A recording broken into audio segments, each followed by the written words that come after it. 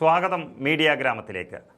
തന്ത്രി പുറത്തിറങ്ങുമ്പോൾ മന്ത്രി അകത്തേക്ക് പോകുമോ എന്നുള്ളൊരു ചോദ്യമാണ് ഇന്ന് ഉയർന്നു കേട്ടത്. അതായത് ശബരിമല സ്വർണ്ണക്കൊള്ളക്കേസിൽ തന്ത്രി കണ്ഠര് രാജീവർക്ക് ജാമ്യം ലഭിച്ചിരിക്കുകയാണ്. അതോടെ സർക്കാർ അല്ലെങ്കിൽ CPM നേതൃത്വം ഒരിക്കൽ കൂടി വലിയ പ്രതിസന്ധിയിലായെന്നുള്ള റിപ്പോർട്ടുകളാണ് പുറത്തു വരുന്നത്. കർശന ഉപാധികളോടെയാണ് തന്ത്രിക്ക് ജാമ്യം ലഭിച്ചതെങ്കിലും വെറും 41ാമത്തെ ദിവസമാണ് ജാമ്യം എന്നത് വളരെ ശ്രദ്ധേയമാണ്. കുറ്റപത്രം സമർപ്പിക്കാത്തത് കൊണ്ട് 90 ദിവസം കഴിഞ്ഞ് എല്ലാവർക്കും ജാമ്യം ലഭിക്കുന്നത് എന്ന് പറയുന്നുണ്ടെങ്കിലും ഇത് അങ്ങനെയല്ല. മറ്റുള്ളതൊരു സ്വാഭാവിക നടപടിയാണ്. ഇത് തന്ത്രിക്ക് എന്തിൻ്റെ പേരിൽ കിട്ടിയ ജാമ്യം എന്നുള്ളതാണ് CPMനെ അലട്ടുന്നത്. അതിനർത്ഥം തന്ത്രിയുടെ ഭാഗത്തു നിന്ന് ചില സത്യങ്ങൾ കോടതിക്ക് ബോധ്യമായി എന്നുള്ളതാണ്.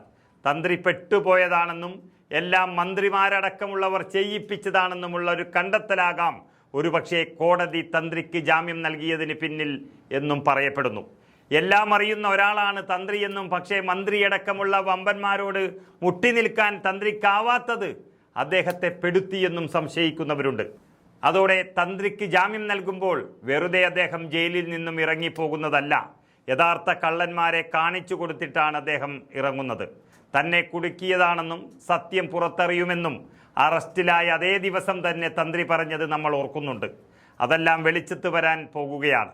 അതായത് തന്ത്രിയെ കൊണ്ട് മോഷണത്തിന് കൂട്ടുനിൽക്കാൻ പ്രേരിപ്പിച്ചത് ഒരുപക്ഷെ അന്നത്തെ ദേവസ്വം വകുപ്പ് മന്ത്രി കടകംപള്ളി സുരേന്ദ്രനും ദേവസ്വം ബോർഡ് പ്രസിഡന്റും ആയിരുന്നു എന്ന് വ്യക്തമാകുന്ന ചില സൂചനകളാണ് ലഭിക്കുന്നത്.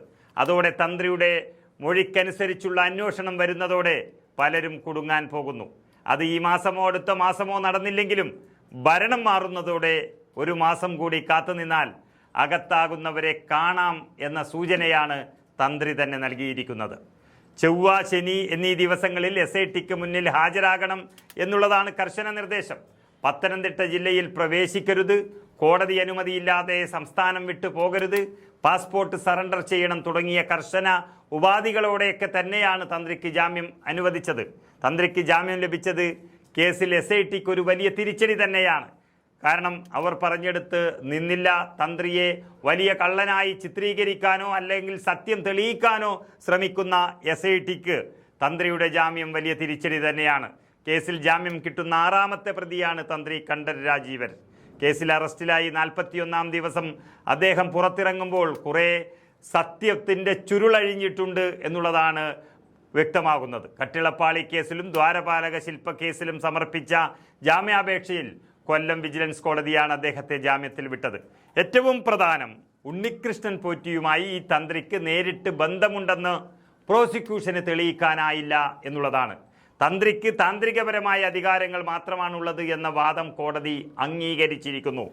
പ്രഥമ ദൃഷ്ടിയാൽ തന്ത്രിക്ക് ശബരിമല സ്വർണ്ണക്കൊള്ളയുമായി നേരിട്ട് ബന്ധമുണ്ടെന്ന് തെളിയിക്കാൻ ഈ ഘട്ടത്തിൽ തെളിവുകളൊന്നും ഇല്ല എന്നാണ് കോടതി വിലയിരുത്തൽ വന്നിരിക്കുന്നത്.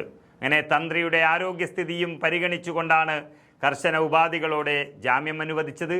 അങ്ങനെ വലിയ രീതിയിൽ കൊട്ടിഘോഷിച്ച് ദൈവതുല്യരായാൽ പോലും ഇതിന് പിന്നിലുണ്ട് എന്ന് പത്മകുമാർ പറഞ്ഞത് ഒരുപക്ഷെ തന്ത്രിയെ ആയിരിക്കുമോ എന്നുള്ളത് ഇങ്ങനെ ചർച്ച ചെയ്തുകൊണ്ടിരിക്കുമ്പോൾ തന്ത്രി ഈ സ്വർണ്ണമോഷണ കേസിൽ ഉൾപ്പെട്ടിട്ടില്ല എന്നുള്ളത് വ്യക്തമാക്കിക്കൊണ്ട് തന്നെയാണ് കോടതി അദ്ദേഹത്തിന് ജാമ്യം അനുവദിച്ചിരിക്കുന്നത്.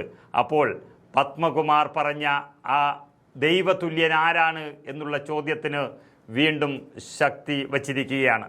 അങ്ങനെ മന്ത്രിയും തന്ത്രിയും ആരാണ് യഥാർത്ഥ കള്ളന്മാർ എന്നുള്ളതിനെക്കുറിച്ചുള്ള വലിയ ചർച്ചകളും അതുപോലെ അന്വേഷണവുമാണ് ഇനി നടക്കാനിരിക്കുന്നത് എന്നുള്ളതാണ് വ്യക്തമാകുന്നത്.